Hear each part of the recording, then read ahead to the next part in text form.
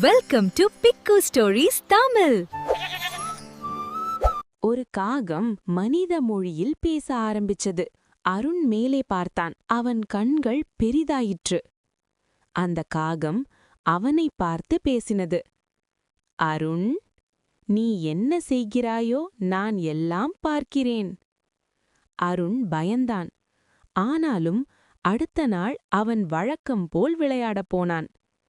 ஒரு நண்பனிடம் அவன் ஒரு பொய் சொன்னான். அந்த நேரம் காகம் சத்தமாக கத்த ஆரம்பிச்சது. அது பொய் என்று காகம் எல்லோருக்கும் சொன்னது. அனைவரும் அருணை பார்த்தார்கள். அவன் வெட்கப்பட்டான். அருண் உடனே உண்மை சொன்னான். மன்னிப்பு கேட்டான்.